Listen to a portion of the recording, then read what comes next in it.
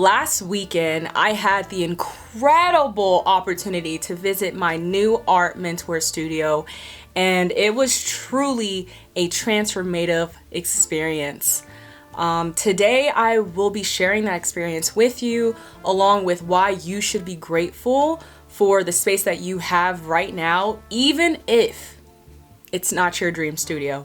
So if you have been finding yourself feeling down and uninspired with the space that you have to create, perhaps this video is just for you. So I'm excited to share. Hey friends, so I am here checking out my hopefully to be mentor studio, and I want to take you guys along on the journey. So I am here and let's explore together.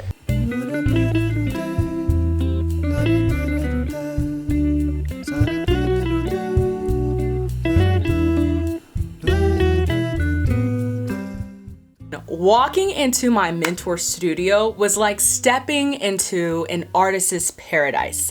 This space was not only vast, but it was also meticulously organized. Like every tool and material had a designated place. And I had never seen anything like this, let alone I didn't know it was possible to have a space such as this, because most likely for something this granular, I would only see it on like a Pinterest inspiration mood board, and I just didn't know if it was feasible, because when I was searching for outside studios, or when I would see a studio or an artist's studio outside of shared studios, I had never seen anything like this. And wow, I was amazed just by being surrounded by such a sacred space such as this one. It really did inspire me so much, tremendously, that I could see what was possible and what the potential was to have something like this, because if he could have it, then I could have it, you know? And so just by seeing my mentor work and just be surrounded by his creations and his tools of his trade was incredibly inspiring. It made me realize the importance of having a dedicated and well-organized studio space to foster creativity and productivity. And sitting down and having a discussion with him actually kind of aligned a broader perspective. For me, it marked two things. Having a space to practice that I was an artist. Like when young artists are like, I've been asked this question, when do you know you're an artist, or when do you think you're an artist? Mm-hmm. When you are paying for your space, there's a sense of pride, but there's also a sense of responsibility that you are now doing this. That you have a space, even if it's in your house and it's your second bedroom, you are paying for that space. It's still your space you pay for. No one's just giving you that space. Yeah. And I think there's a sense of like responsibility. Mm-hmm. I am now in the part of my dream of having this art career. I'm now in the practice phase. I'm now working as to be that artist I want to be. Yeah. And to do that, you need the tools, not just the physical tools, but you need a space to practice and create it. And whether that's a shared space, whether that's a classroom space where you take classes under mentors, I was always practicing, always, never stopped. But having that space that now was my space, that I could get messy and get dirty, I didn't have to clean up. I was always been clean and kind of orderly. That's been my nature. But it was my space where I locked it. I came in and I had the keys to it. There was something that I'm now the artist that I went to school to be, to do the thing, to this and that.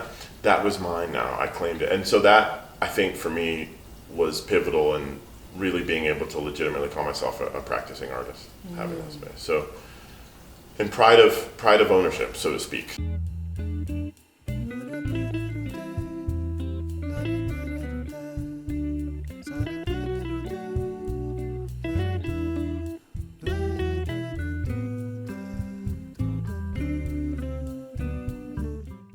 For the past couple months, I had been like intensely researching different artist studios on YouTube.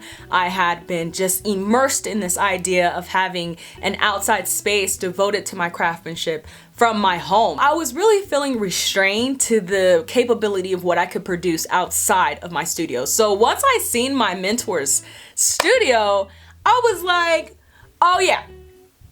It had me even more eager to create my own dream studio. And so I began exploring commercial spaces in the hopes of finding like the perfect location. And granted, I randomly was able to reach out to somebody on Facebook who was offering this viewing of these different commercial spaces, and it happened to be the same day. This space is giving an apartment vibes and not studio vibes, and something that I wouldn't even purchase to live in myself. So it's a no for me. Oh my gosh. The disappointment is probably overly exaggerated because I could not fathom what I was immersed in. I was surprised that somebody would even consider showing these spaces, because who lived in here and why? Like, what was being done in here? It literally looked like some illegal activity was happening in these spaces, and I just could not believe that I even put myself in the predicament to look at these spaces. They were disgusting. They were disgusting. The smell was outrageous. I don't even know why I walked in, because right when you like hit the door, it was like poof, like, oh my gosh. The spaces were small. They were poorly lit. It looked like it was an living situation. I honestly do not know. Like, you could live in the studio, but I wouldn't advise you to live in the studio. They were renting them out as is, and they were pretty expensive. They were just lacking the basic necessities and the basic amenities for a functional studio. They were not conducive to the kind of creative work I wanted to pursue, because I had just got done seeing what the potential was, and then I'm in these spaces and pure disgust. But something really beautiful happened from that whole experience. Overall, it really led me to be more appreciative of my current in-home studio, and more than ever before. A few years ago, this space was just a spare room in my house, but I had transformed it into a creative sanctuary. I invested time and effort and resources into making it into the best it could be, and it has served me well ever since. And it's a reminder that the space doesn't define the artist, rather it's the dedication and the passion that one puts into their craft that truly matters. Really, and it's so funny being an artist. It's the things that is your soul, that is your personality, that is your love, that is your other marriage. You're married to your art. You are. You're married to your career, and it will see you through all the things in your life that come and go. So but good. Your art is always there. Oh. Whether you have a space or not, your art is who you are. It is always there. People can't take that away unless you lose your mind. Think about previous artists, and I can name a lot of them, but put it into perspective that they worked in small, cramped spaces, yet their art continues to inspire millions around the world. And the imperfections of your current space can actually be a source of inspiration. So, embrace the quirks, embrace the limitations of your studio, and use them to fuel your creativity. Because sometimes it's the challenges we face that pushes us to create our best work. I really want this to be a reminder for not just other artists, but for me, to really cherish your creative space, no matter where it's at, no matter how small it is. It may not be your dream studio, and that's all right. And to stay disciplined in your craft. one of the things that really stood out to me during the interview and the conversation, I'm just gonna say it was a conversation that I had with my art mentor, was to stay dedicated in your craft, because your space doesn't dictate how good of an artist that you're gonna be.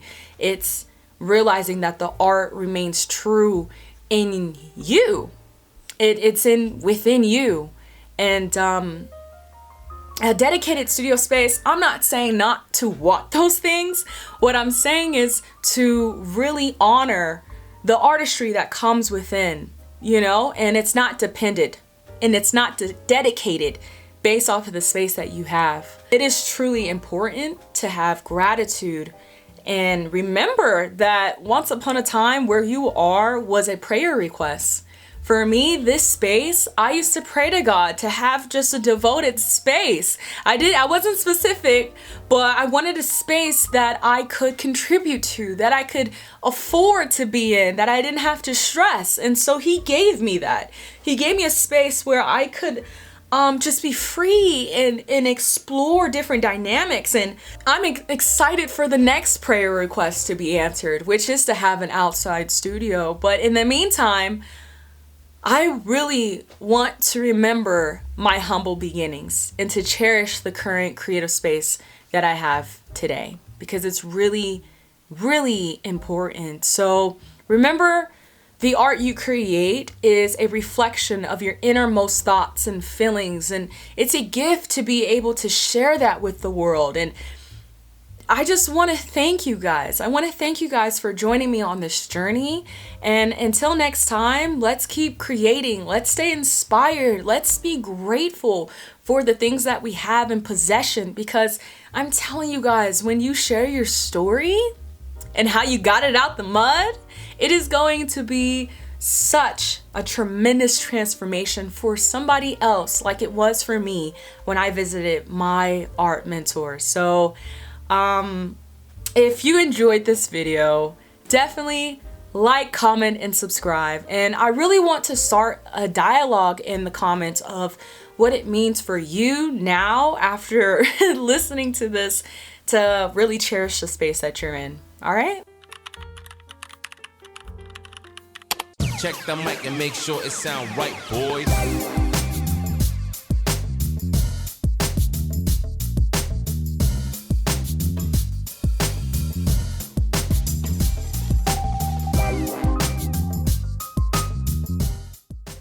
Okay, thanks for watching. Bye!